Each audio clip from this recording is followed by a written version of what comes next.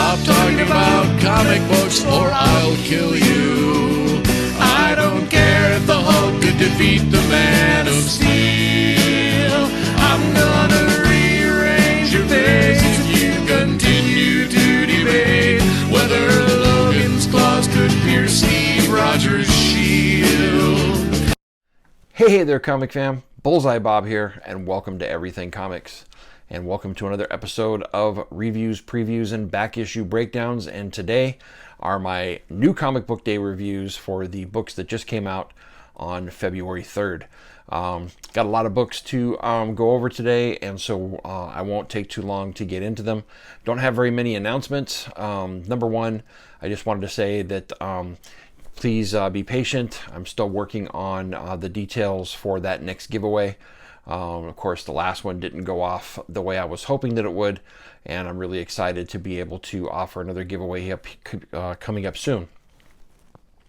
The other thing I wanted to let you know is that this episode is brought to you by the Rogue Trader. My good friend Eric is the owner and proprietor of the Rogue Trader, and he's a good friend of the show, and he's an absolute gem to the comic book community. And as a sponsor of the show, all you have to do is go to their website, theroguetraderutah.com. You can go down to the description, and there'll be a link down there. If you use the code EVERYTHING20 on the website, you get 20% off your first pressing and cleaning, or you may be able to see something that you like there that you want to purchase. You'll get 20% off. But the bottom line is Eric's company is who I use for all my pressing and cleaning now. If you go back and look at my unboxing videos, my ratio of 9.8s went way up.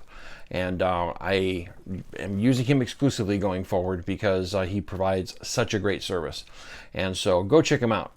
The other thing is, of course, you guys know that I'm on another show on Mondays on the Comics with Bueller channel. I'm on the brand new Coffee and Comics show. That's where me and my good buddy Bueller get together every Monday morning, 5 a.m. Pacific Standard Time, and we talk about the hottest issues in comics. This last episode, or the one that's just dropped, is the 3-year episode. We had so much fun filming that episode. Go check it out, but you can always catch us there every Monday morning, and it's one of my funnest times of the week, so I just love doing that show. And but that's all the announcements that I have today. Of course, this video is kind of like the same format that I did last week. Not too much editing. This is just kind of the unedited, the format. I'm filming it a little bit differently. Instead of using StreamYard, I'm doing it on my normal camera, which is my phone, by the way. And I'm just gonna go ahead and do my reviews. I won't be doing too much editing with graphics and all that type of stuff on the screen, but at least I'm able to get the video out this week, and so hope you enjoy it. So just getting into our reviews, there were a lot of books that came out this last week. I'm not reviewing everything on my pull list, but I do have a few here that I really enjoyed. And so the first one is Swamp Thing number 2. Of course, this is from the Future State by DC, and out of all the stuff that's come out from Future State, this is definitely one of my favorite books. The first issue was really good. I finally got a chance to go back and read it, and it revolved around basically the DC universe is kind of way in the future at this point inside of this particular title, and the humanity is basically on the brink of extinction, and we find that Swamp Thing has created kind of like a society of swamp people, and they're basically going out to go look for humanity, and that's what we get inside of this book. They find humanity, and we find that humanity doesn't want to be found by them, and the big secret is that they blame Swamp Thing for basically wiping them out, and that's kind of why he wants to find humanity, because he knows what he did, and he created all these swamp type people to kind of replace humanity, but there's something just not complete about them, and he realizes, and he starts having this diatribe on what is a soul and does that really matter. And I gotta tell you, I really loved the way this was written. I loved the artwork. I thought the artwork was great, and the colors. There's some really, really great stuff inside of this book. When it gets to the end, it felt like a great mythology story. I love Ron B's writing, and he spared no expense when it came to holding back, in that regard, because it really felt like a complete story, filled with myth, filled with wonder. And basically at the end, his swamp people basically said, why don't you look at us like you do the humans? And he has to confess to them while also owning up to what he did to the humans. And in the end, the humans try to take out all the swamp people by darkening the sky, and the Swamp Thing, in the last ditched effort of what he is going to do to help. This is all spoilers, by the way, guys. If you don't want to know this, you should probably just go ahead and move forward. But basically, he sacrifices himself and brings his plant life all the way up above the darkness to the sun, and creates a way for humanity to be able to have life and thrive around the bottom of his roots. Really, really great story. I really enjoyed it. There was some really, really cool moments in both the first book and this one. Like I said, I also really enjoyed the artwork inside of this, and it was just really well done. So very, very, very happy I read this. So that's my first review. I know I did have a couple of notes here so that I don't miss out on people's names. So let me just pull that up, because I do like to mention who the writers and the artists are.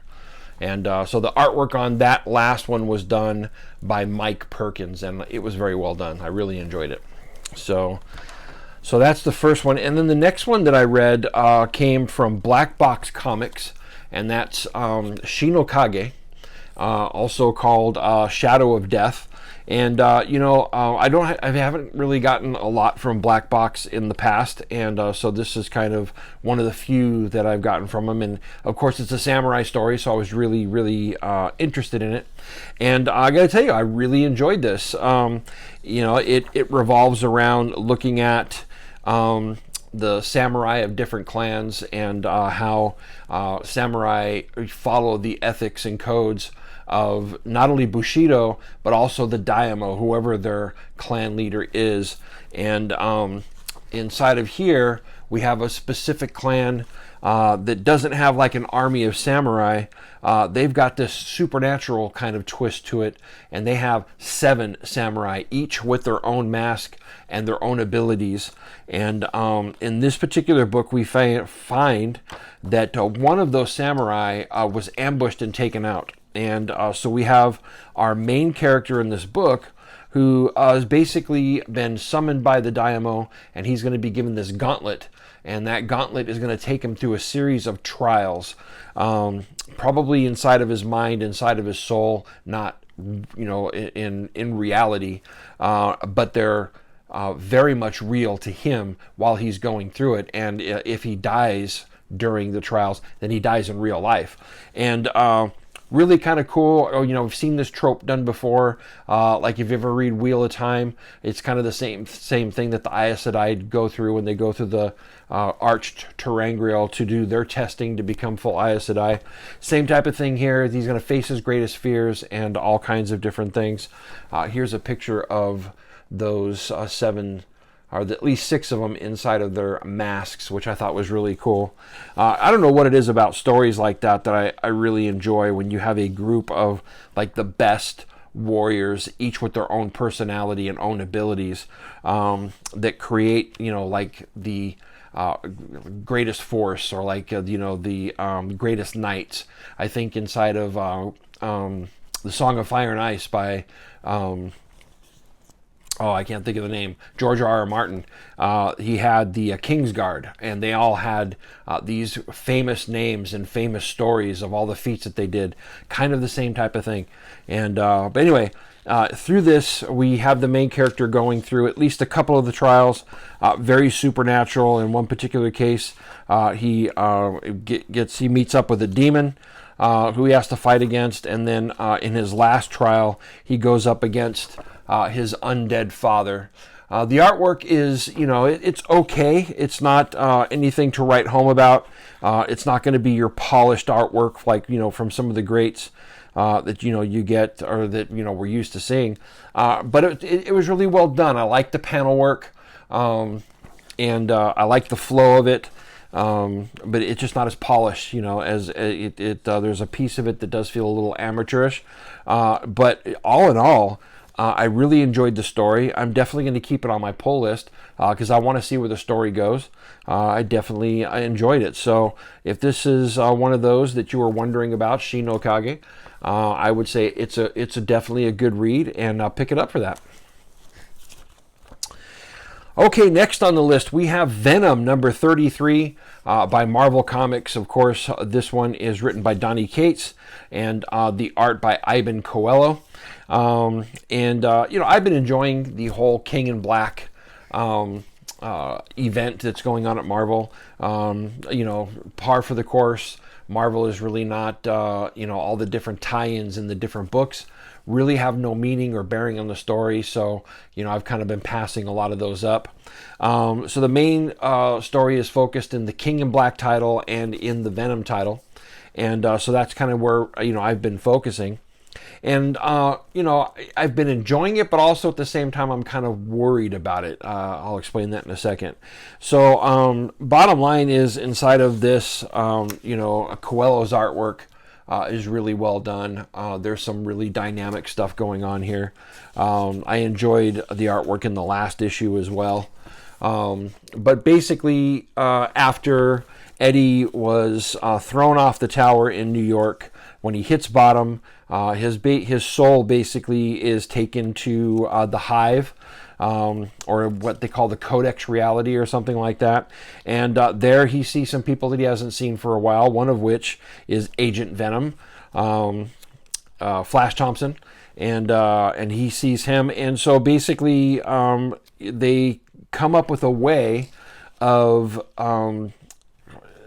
seeing if they can escape. And so what's going on inside the Hive is them figuring out how they can get out of there. And on the outside, you have Dylan, who is absolutely angry, and he goes after the King in Black himself. And so in the inner reality, we can see kind of bruises or holes kind of forming, which is the basis for which they use to now try to get out. And it looks like Agent Venom does make an attempt, and he escapes with his symbiote. And so Eddie thinks that he can do the same thing, and lo and behold, the King in Black notices everything, and he ain't having none of it. So that's kind of where we are left, is that Eddie is now in his clutches. So hold on, please.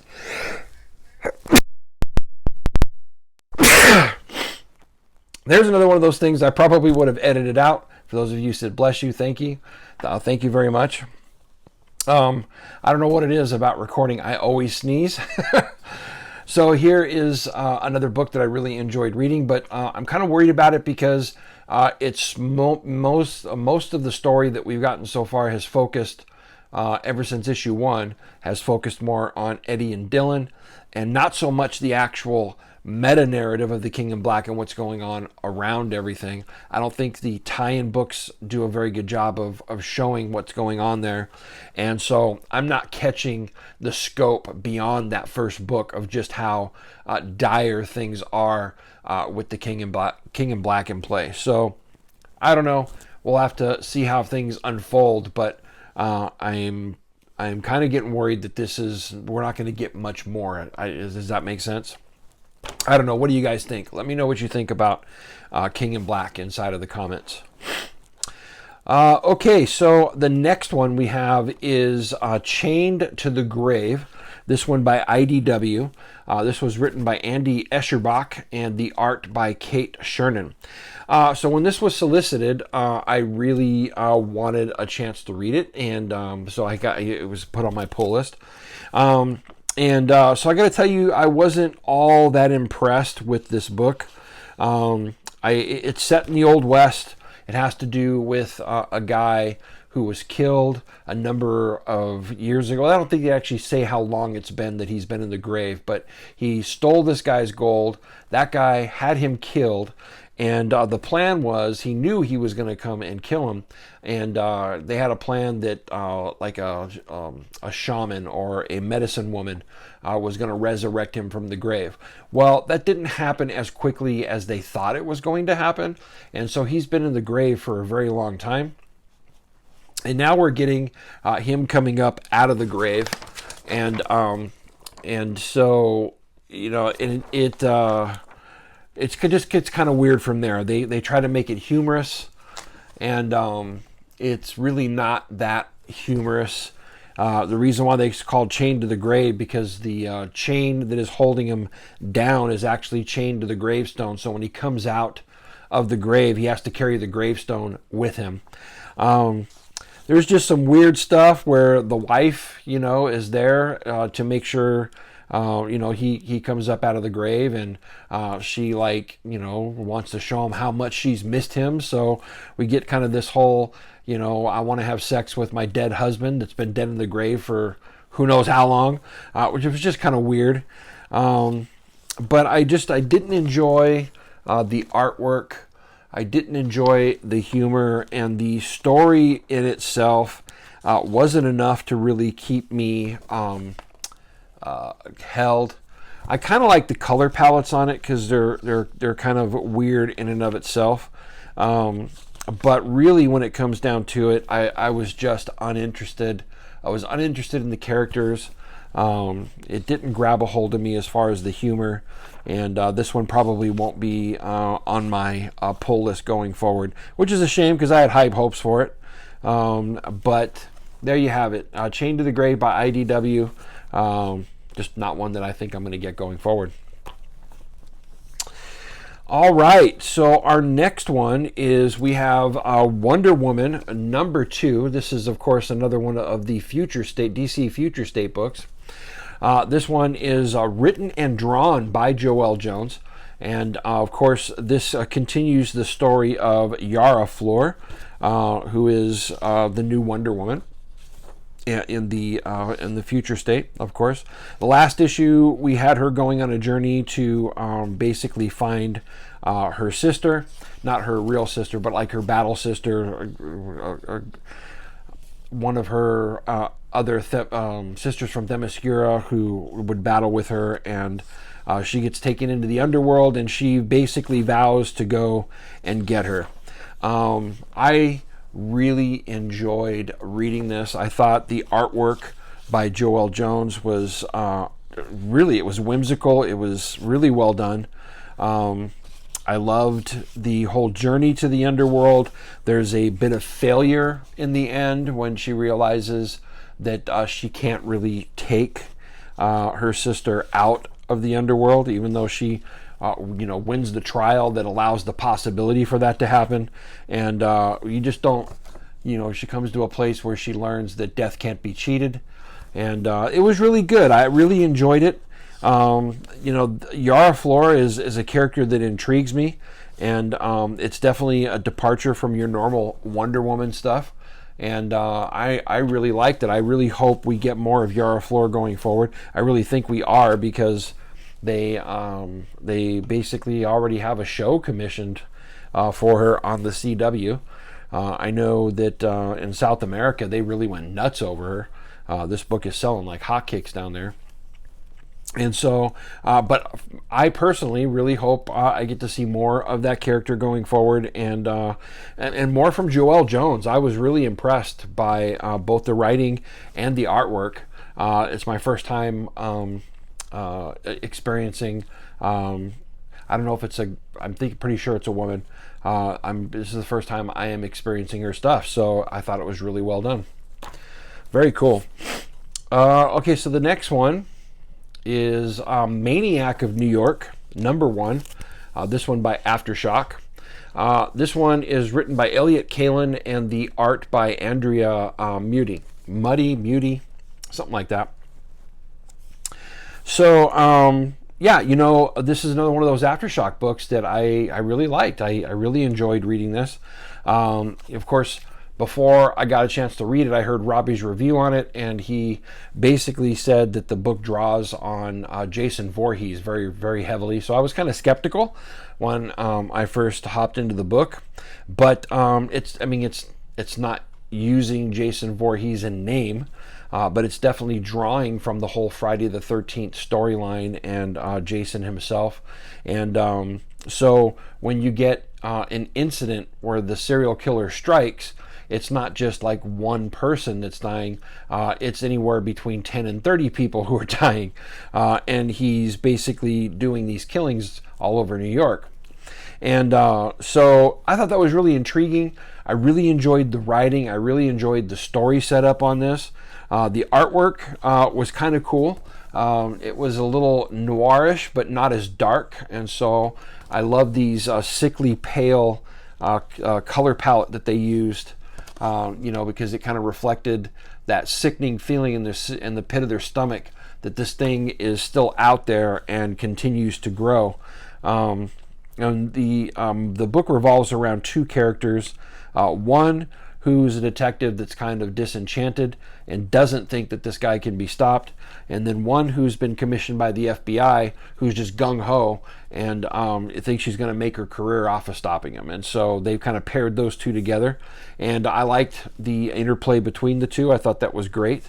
And the way they pulled on the whole Friday the 13th storyline to create a new character and a new set of circumstances in a way that we've never seen before, I thought was really well done. I enjoyed it, and I'm definitely going to keep this on my pull list and see what happens next with it, because I thought it was really well done. So if you were thinking you should sleep on this book, I wouldn't. I think it's going to be a fun ride, folks. And so there you have it, Maniac of New York, #1 by Aftershock. Really cool. Our next book is from Marvel Comics, and we got Star Wars: The High Republic #2. This one is the artwork is by Kevin Scott, and it's written by Kevin Scott, and the artwork by Anindito. Let me see here. I don't think I got that right. It's okay. Anyway, last name was Anindito. So this is another one I'm really enjoying. I enjoyed the issue 1 where we have we had a Padawan, Keve Trennis, going through her trial to become a Jedi Master, or a Jedi Knight actually. And so that was a cool setup inside of the first book. Inside of this one, we get her in kind of her first mission. They're going out into space, her and her master and a couple of other, I don't know if they're knights, or I think they are knights as well, not Padawans. But they basically go out into space because there's been a distress signal, and they find a ship there that had been attacked by this group called the Nile. Don't know much about them, but definitely the destruction on the ship. There was just death everywhere. I guess this particular race releases a toxin into the air to kill everybody before they board the ship. And so most of the art inside of the beginning of the book has these greens because of the gas that's on the ship, and they're searching it, which I thought was kind of cool. And then they find basically a hut that was on the ship that was dead, and that kind of propels them into the next part of the riddle of what's happened. I really enjoyed the color in this. I enjoyed the artwork. I thought the artwork was great. Following also from issue #1, the range of motion and action is just phenomenal. Really enjoying it. The story goes on to take them to a planet where some crops are that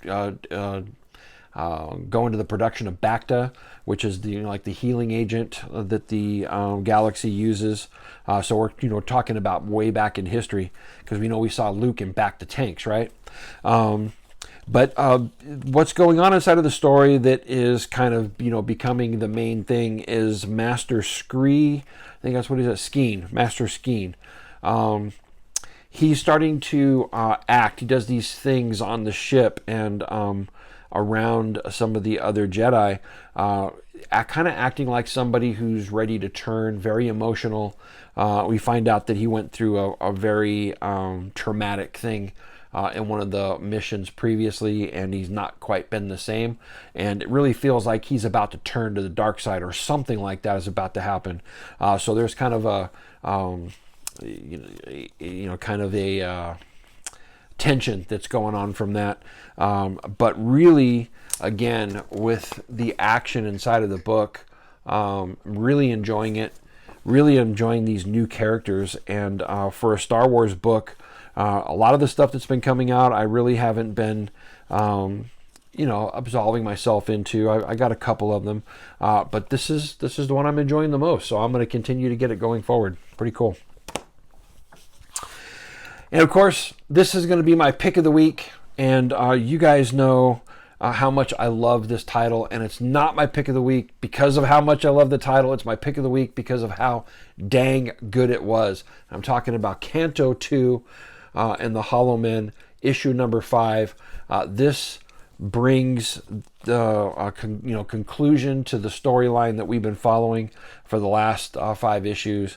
And man, I gotta tell you, I loved this issue. First of all, David Bueller in his writing has such a way of hitting the heart and capturing the heart, and in a simplistic way. I mean, he's not doing anything that's over the top, like intellectual, or trying to trick you, or he's not using a bunch of tricks to take you there. He's just using simple, heartfelt storytelling that really touches your soul, and I've really enjoyed that since the first series, and it really carries through here, and especially in this 5th book, the way it's been tied up here, tied up while also setting up where we're going in the next part of the story.